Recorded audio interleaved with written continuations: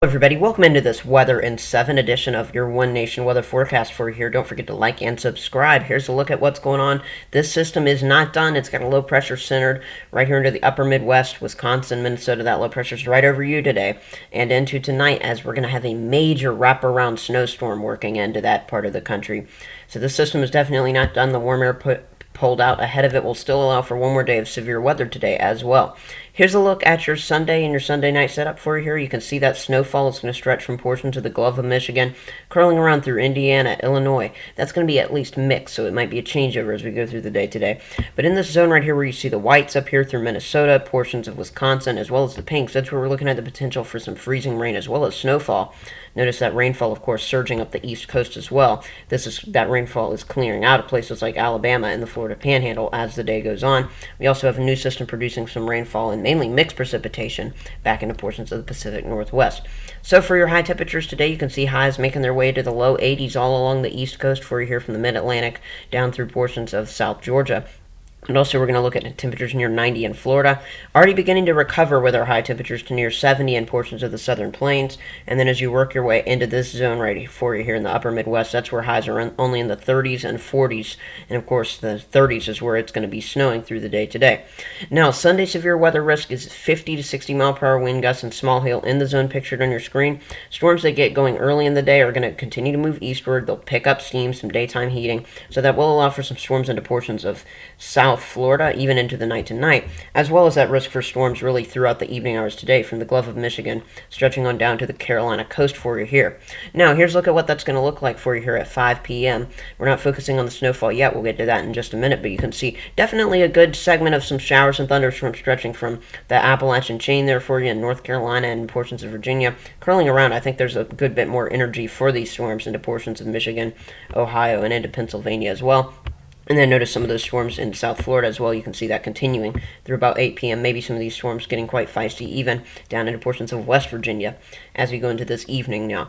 Sunday night, your Sunday and Sunday night rainfall for you here is going to be pretty heavy, especially in that Florida zone. I just wanted to highlight this since there was so much rain and still flooding concerns for you there in Fort Lauderdale. There is a level 1 risk for flooding there and around the Great Lakes today, as we will get some decently heavy totals. Now let's switch things on over for you here with the valid weather alerts. These are winter storm warnings in portions of central and western Wisconsin for you here. We have winter weather advisories stretching around through here, as well as wind alerts. So this is definitely going to be a very feisty system. So let's play this out for you here hour by hour.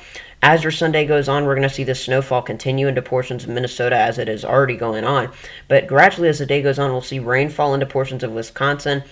Temperatures will drop, so that will allow for snowfall to get on going for you here. And the rainfall is going to be quite heavy, which is going to feel heavier snowfall and ice precipitation here. You can see some of that ice getting going there into the upper peninsula, maybe around Marquette, getting going into portions of Wisconsin as well. La Crosse is going to get on in this, even into portions of Green Bay and Milwaukee, at least some totals out of this system. So just keep it in mind, there is going to be some snowfall wrapping around the system.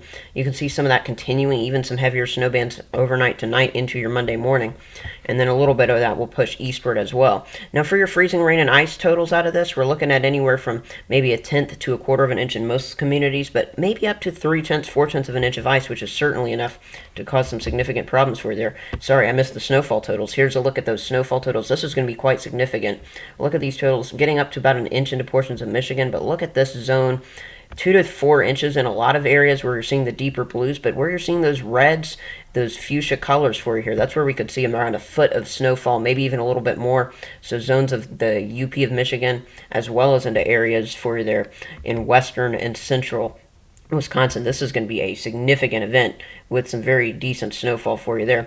The wind gusts are going to be quite high out of this as well. We're going to see wind gusts exceeding 35 miles per hour in many areas, all the way from Ohio back into this zone. But look at this. Some of these gusts in Iowa will be near 50 miles per hour. This is going to be a very gusty system that we have to keep an eye out for sure. Now, here's a look at your Monday morning low temperatures. You can see it's going to start off in the 30s and 20s as you head further north, but the further south you go, the warmer it is, but you can definitely tell that a cold front's been through due to the fact that these temperatures will start off in the 40s and 50s all along the east coast, though that is quite near average in many cases for you here.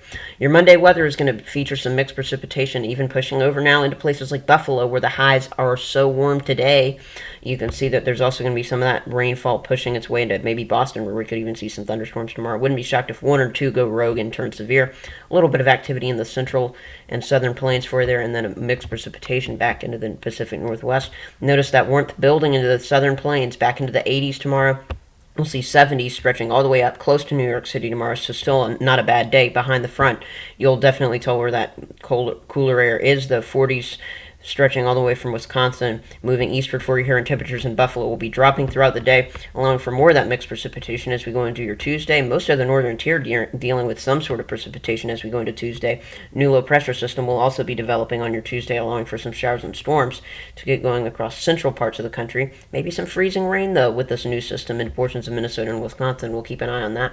Your highs on Tuesday could be near 90 from Kansas all the way back into Texas, nearing 80 in a place like Columbia, South Carolina. And then notice in the Pacific Northwest and the northern tier, we're still keeping it cool within general 40s and 50s there.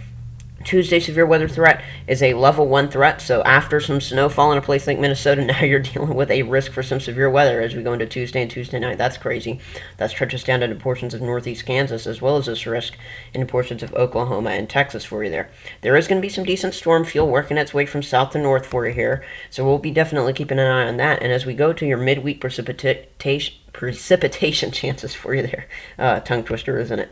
You can see we're definitely going to get a good 60 to 80% chance of rainfall here as we go Wednesday into Wednesday night, as well as into Thursday for you here. And a good deal of the country is going to be impacted by this cold front, including the severe weather aspect of it. Southern Missouri all the way back through Little Rock and down into the Texarkana area for you there. That's where we're looking at least a level 2 threat expected for you on your Thursday of severe weather. You can see those storms definitely getting going in that zone. Very similar to what we had yesterday, where very large hail and gusty winds were the main factors yesterday. And then you can see there's going to be maybe another snow side to this, wrapping back around as a result of this cool weather. Yes, this front is going to be on the potent side. It is not just going to, just leave snowfall on the backside of it and then quickly warm things back up. This time we're going to see some pretty prolonged cooler air, at least last for a few days here as we go into the central tier of the country, and that is some very cool air that'll push all the way into the east coast later next week. So here's a look at those headlines. The departing low again causing chaos near the Great Lakes over the next 24 to 48 hours. Warmth returning quickly across the central tier of the country especially, and then another dangerous cold front looks to move in midweek through the weekend. Subscribe, hit the like button, and a special thank you to Tropical Tidbits and to Pivotal Weather.